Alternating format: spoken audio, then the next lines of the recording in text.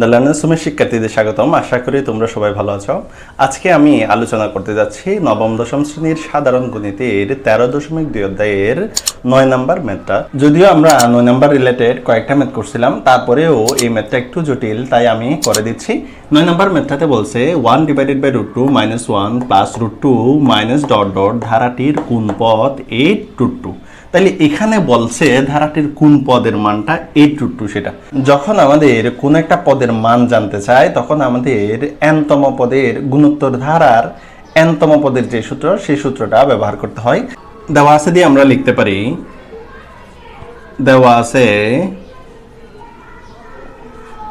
গুণোত্তর ধারাটির প্রথম পদ a = 1/√2 সাধারণ অনুপাত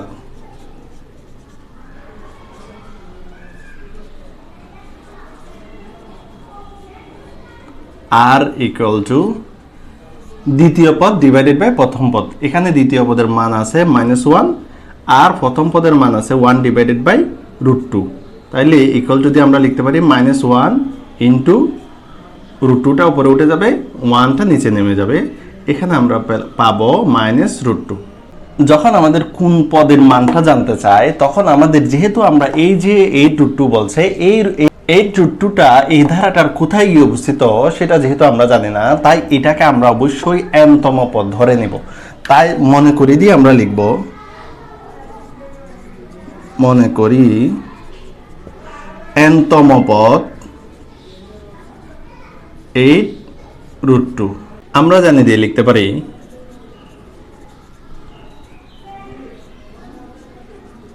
গুণোত্তর ধারার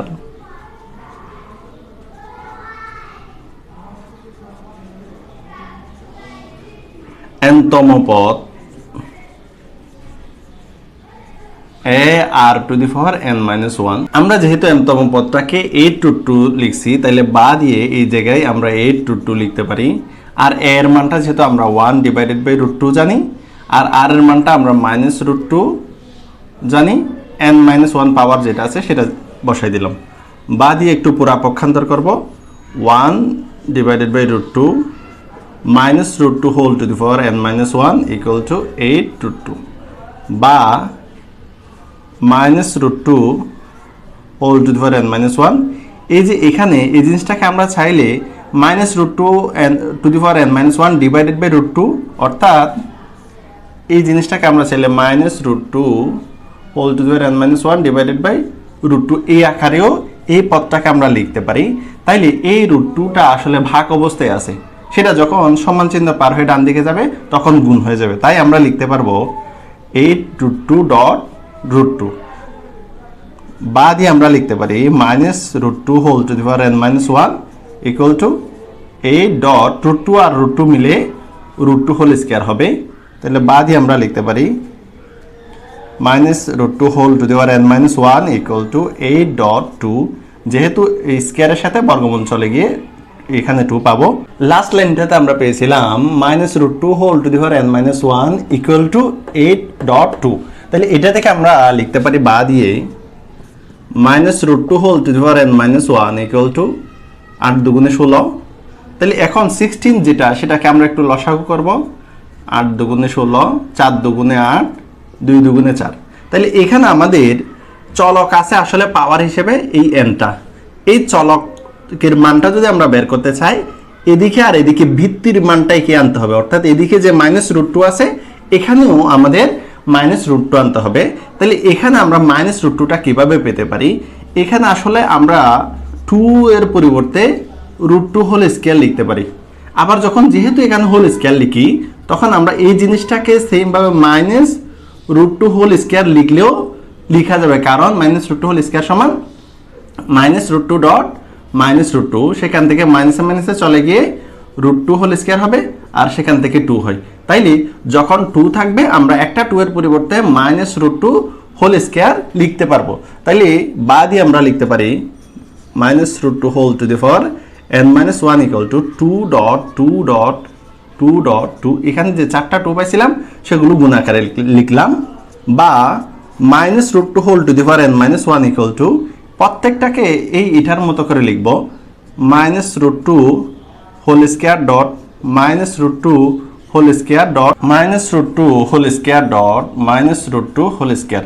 তাহলে বাদ দিয়ে আমরা লিখতে পারি minus root two whole to the power n minus one equal to root two. এখানে যেহেতু বৃত্তি কি হয়েছে এবং প্রত্যেকটা অংশ গুণাকারে আছে, তাই আমরা পাওয়ারগুলো অবশ্যই যোগ করে দিতে পারি, কারণ আমরা সূচকের একটা সূত্র পড়ছিলাম a to the power m dot a to the power n equal to a to the power m plus n. তাহলে এই যে সূত্র, এই সূত্রটা প্রয়োগ করে আমরা minus root two whole to the power two plus two plus two plus two লিখতে পারি।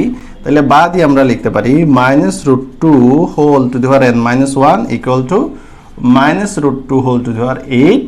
যেহেতু এখানে ভিত্তি এই পাশেও মাইনাস রুট টু এ পাশেও মাইনাস রুট টু, তাইলে ভিত্তি যখন সমান হয় তখন আমরা পাওয়ারগুলো সমান লিখতে পারি।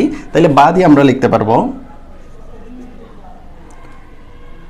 n minus 1 equal to 8 বা n equal to 8 plus 1 পক্ষান্তর করে।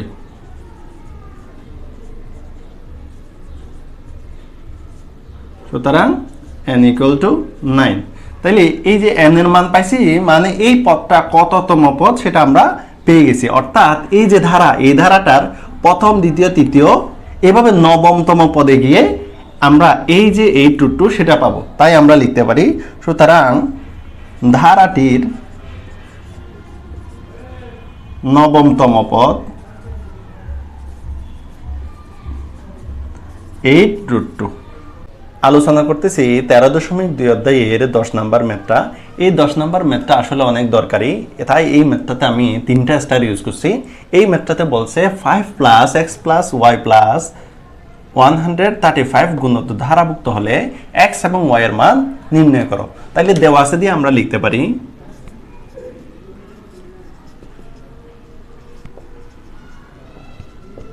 গুণোত্তর ধারাটির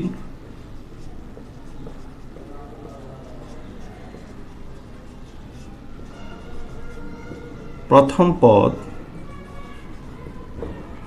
a equal to 5, দ্বিতীয় পদ x, দ্বিতীয় পদ হচ্ছে x, তৃতীয় পদ হচ্ছে y, চতুর্থ পদ হচ্ছে 1 3 5। তাইলে সাধারণ অনুপাত দিয়ে আমরা লিখতে পারি। সুতরাং সাধারণ অনুপাত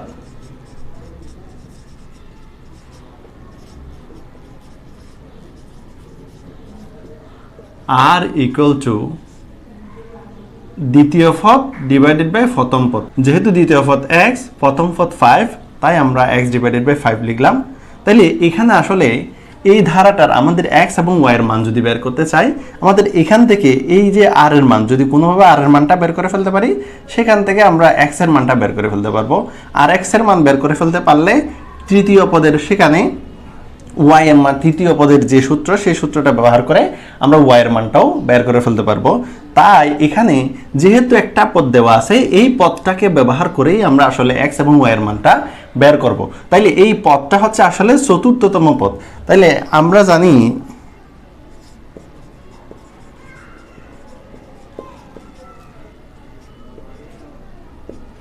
n-তম পদ